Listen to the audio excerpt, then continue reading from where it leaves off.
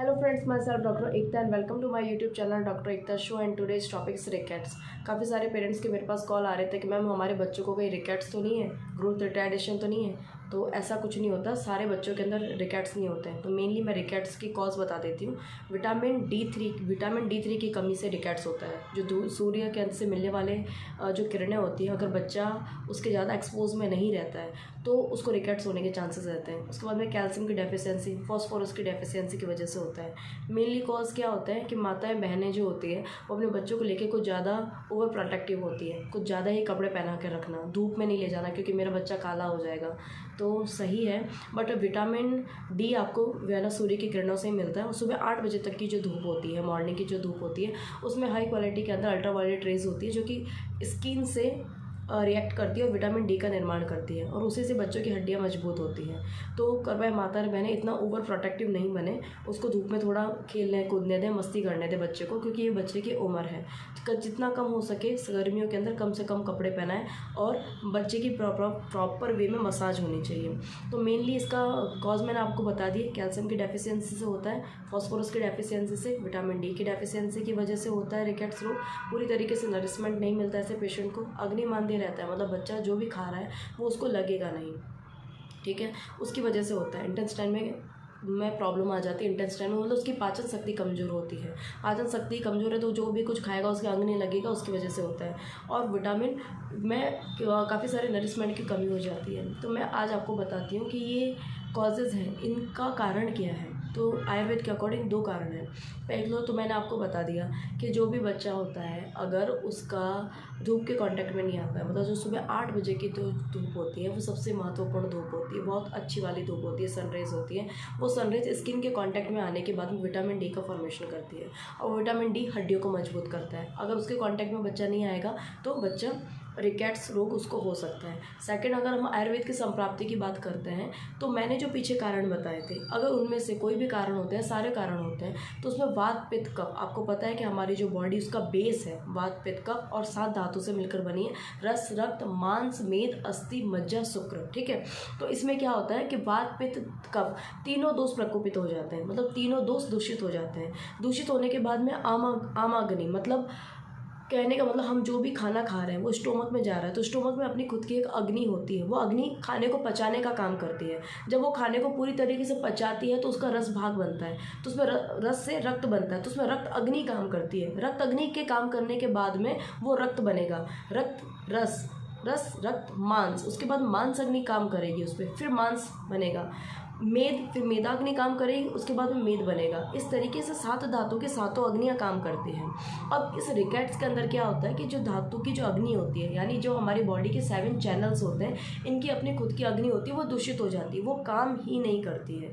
तो हम जो भी खाना खा रहे हैं उसका रस नहीं बनेगा, रस नहीं बनेगा तो रक्त नहीं बनेगा, रक्त नहीं बनेगा तो मांस नहीं बनेगा, मांस नहीं बनेगा तो मेद नहीं बनेगा, मेद नहीं बनेगा तो अस्थि नहीं बनेगा, यानी बोन नहीं बनेगा, बोन नहीं बनेगा तो बोन मैरो नहीं बनेगा। इस तरीके से जो सारी धातुएं होती है, इसकी 7 में से 6 धातु दूषित हो जाती है। उसके जो 7 चैनल्स हैं उसके अंदर ब्लॉकेज आ जाता है। ब्लॉकेज आने की वजह से अब आप जो भी खाओगे वो डाइजेस्ट नहीं होगा, तो जो डाइजेस्ट नहीं होगा उसको ब्लड ही, मतलब ऐसे बच्चा का सिर्फ बोन ही कमज़ोर नहीं होती, वो एनीमिक भी होता है, उसमें मांसपेशियाँ भी नहीं होती हैं, ना उसमें मेद धातु होता है, ना कहीं फैट डिपॉजिट होता है, एकदम ली एंड थिन, पतला सा दुबला सा बच्चा होता है, एकदम कमज़ोर सा, क्योंकि जो वो खा रहा है उसको पूरी तरीके से अंग नहीं लग रहा है। ये मैं आपको नॉर्मल लैंग्वेज में बताती हूँ। तो अब इसके लिए आपको करना क्या है। अब क्या होता है ना कि पेरेंट्स की दिक्कत हो जाती है, मतलब सब में रिकेट्स नहीं होता है, पर मेनली इसके कुछ सिम्टम्स होते हैं। तो सिम्टम्स से पहले आप पूर्व रूप जानो, मतलब रिकेट्स भी आपको ऐसे नहीं होगा, बच्चे को रिकेट्स ऐसे नहीं होता। हमारी बॉडी बहुत पावरफुल होती है, कोई भी डिजीज़ होने से पहले हमारी बॉडी कुछ सिम्टम्स देती है जिसको पूर्व रूप कहते हैं। उससे आइडेंटिफाई कर लेना चाहिए कि अब बॉडी के अंदर कोई ना कोई प्रॉब्लम होने वाली है। तो रिकेट्स में भी ऐसे पूर्व रूप होते हैं। अब पेरेंट्स अपने बच्चों को कैसे पहचानेंगे कि उसको कहीं ना कहीं ये प्रॉब्लम तो नहीं है। तो उसका मेनली ये होता है कि इसके सिम्टम्स ये हैं, पूर्व रूप के सिम्टम्स, कि बच्चा अनईजी फील करेगा, मतलब वो प्रॉपर वे में फील नहीं करे, अनईजी फील करेगा और उसको परेशानी होगी, उसकी फोरहेड पे स्वेटिंग बहुत ज़्यादा होगी, डाइजेशन की प्रॉब्लम होगी उसको, एनीमिया रहेगा पेशेंट को, बच्चे को एनीमिया रहेगा, खून की कमी रहेगी। और देखोगे आप उस बच्चे का पेट बाहर की तरफ निकला हुआ रहेगा, ठीक है। और वो बच्चा इरिटेशन करेगा, इरिटेबल होगा, मतलब रोना धोना, चुपचाप नहीं बैठना, इस तरीके का बच्चा अगर कर रहा है तो आप समझ लेना कि बच्चों को कोई प्रॉब्लम हो सकती है। अगर उसके फोरहेड में पसीना ज़्यादा आ रहा है, एनीमिया है और पेट बाहर की तरफ निकला हुआ है, तो कहीं ना कहीं मे बी कि वो रिकेट्स का पेशेंट हो सकता है, ठीक है। तो आप इन साइंस का याद करना। अब मेनली जो रिकेट्स हो जाता है उन बच्चों के साइंस कैसे होते हैं, तो उनके सिम्टम्स मैं आपको बताती हूँ कि उसका जो हेड है बूजिंग हेड होगा, मतलब आगे और पीछे वाला जो हेड का जो पार्ट है वो बाहर की तरफ निकला हुआ रहेगा। कुछ बच्चों में होता है कि पूरा का पूरा हेड ये एक वो बड़ा होता है। क्रेनियल सूचर्स क्या होता है कि अपने हेड के अंदर 4-5 सूचर्स होते हैं जो वो आपस में मिलते हैं, स्कैल्प को बनाते हैं, तो उसके बाद में वो हेड मतलब एक पर्टिकुलर टाइम के अंदर वो सूचर्स मिल जाते हैं। पर रिकेट्स के पेशेंट के अंदर क्या होगा कि वो सूचर्स बहुत देरी से मिलेंगे, इसकी वजह से हेड बूजिंग होता है, मतलब हेड का जो साइज होता है वो बड़ा होता है। दांत देरी से निकलेंगे बच्चे के, क्योंकि कैल्शियम और फॉस्फोरस की डेफिशिएंसी होती है। जैसे ही बच्चा सांस लेता है तो उसके जो रिब्स वाला पार्ट होता है, जहाँ पे जो सांस फूलते हैं, जो फेफड़े वाला पार्ट होता है, वहाँ पर आप देखोगे रिब्स वाले पार्ट में जो रुद्राक्ष की माला होती है, मतलब ये मान लो कि गोली गोली जैसी, मतलब रुद्राक्ष की माला जैसी चेस्ट पे स्ट्रक्चर बन जाएगी। जैसे वो सांस लेगा और सांस छोड़ेगा तो नॉर्मल हो जाएगा, जैसे सांस लेगा वापस वो गोली गोली जैसे स्ट्रक्चर बन जाएगी, मतलब जो रिब्स की बोन्स आपस में जुड़ी वो प्रोमिनेंट हमको दिखाई देगी, मतलब वो बच्चा इतना कमज़ोर होता है।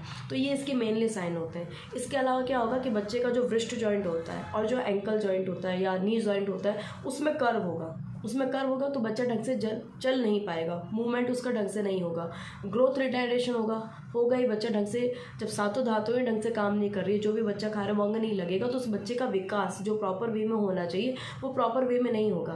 फिर उसके बाद में हम देख सकते हैं कि अगर बच्चा जब चलता है तो उसका पंजा और एडी इन दोनों के बीच में एक कर्व बनता है, मतलब आप बच्चे का पैर पानी में डिप करवाना और सूखे फर्श में रखना तो फ्लैट सॉल मिलेगा आपको। अब समझ गए होंगे मैं क्या कहना चाहती हूँ। जो कर्व होता है इस तरीके का, वो कर्व नहीं मिलेगा, फ्लैट सॉल मिलेगा, ठीक है। तो ये इसका मेन साइन होता है। उसके बाद में उसका लीवर एनलार्ज रहेगा, लीवर छोटा नहीं रहेगा, नॉर्मल होता है, अपनी साइज से थोड़ा सा बड़ा नीचे की तरफ रहेगा।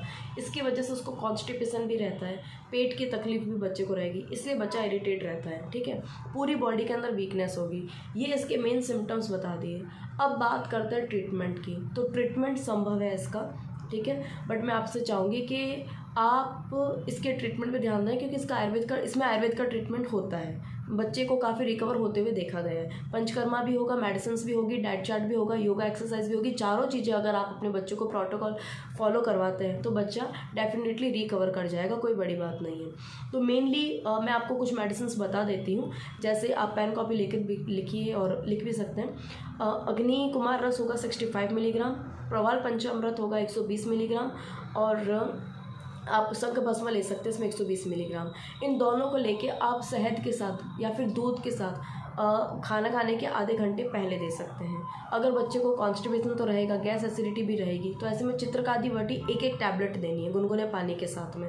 और आपको इसको अरविंदासव देना है 15 ml ही पानी मिलाकर, मतलब गुनगुना पानी मिलाना है अरविंदासव के अंदर। 15 ml अरविंदासव 15 ml अरविंदासव 15 ml पानी मिलाकर आपको खाना खाने के आधे घंटे बाद में देना है इसे, ठीक है।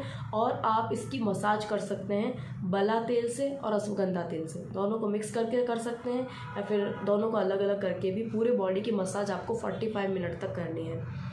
हम जनरली, आप अगर पंचकर्मा में जाते हो तो हम तो सालिसिस्टिक स्वेद करते हैं और बस्ती भी लगाते हैं। तो बस्ती से क्या होता है, वात का समन हो जाता है, डाइजेशन पावर इंक्रीज़ होती है बच्चे की।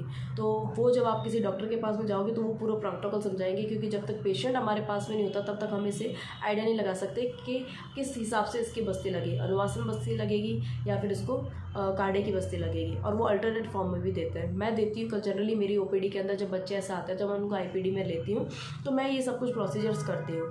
सालिसिस्टिक में आपको बता देती हूँ, इसमें क्या होता है, एक तरीके का साठी चावल होता है जो 60 दिन के अंदर पकता है, इसलिए इसको साठी चावल कहते हैं। उसको रात भर पानी में भिगो के दूध में ही सुबह मॉर्निंग में पकाया जाता है और उसकी पोटली बनाई जाती है, खीर की तरह पकाया जाता है साठी चावल को, और उसकी पोटली बनाई जाती है दूध में मिक्स करके। पूरी बॉडी पे पहले तेल की मसाज होती है, उसके बाद में साठी चावल की मसाज होती है, मतलब इस तरीके से सिकाई होती है, और उसके बाद में अनुवासन बस्ती दिए जाते हैं। तो इसमें मैंने बच्चों के अंदर बहुत अच्छे रिजल्ट देखे हैं, बहुत अच्छे रिजल्ट देखे हैं। एक मैं इन बच्चों को स्वर्ण प्राशन भी दे देती हूँ ताकि उसका माइंड इंप्रूव हो, ठीक है। तो ये सारे ट्रीटमेंट करने के बाद में मैंने अपनी लाइफ के अंदर रिकेट्स के पेशेंट को रिकवर होते हुए देखा है। बट फिर भी मैं आपको ये कहूँगी कि अगर आपके घर में अगर इस तरह का कंप्लेन है तो आपके पास की किसी वैद्य के पास जाइए और उसे पूरी तरीके से डिस्कस कीजिए। अगर आप मुझसे डिस्कस करना चाहते हैं तो मेरा नंबर आपकी स्क्रीन पर है 8209800904। ये मेरा परमानेंट नंबर है। आप मुझसे चाहें तो मुझसे भी डिस्कस कर सकते हैं। अगर मुझसे कोई क्वेश्चन पूछना चाहें तो आप डायरेक्टली मुझे कॉल कर सकते हैं, तो कमेंट सेक्शन में आप मुझे लिख के बता दीजिए। इसके अलावा किसी और टॉपिक पे भी अगर आपको वीडियो चाहिए तो आप मुझे बताइए, मैं आपका प्रॉब्लम ज़रूर सॉल्व करूँगी। Thank you so much.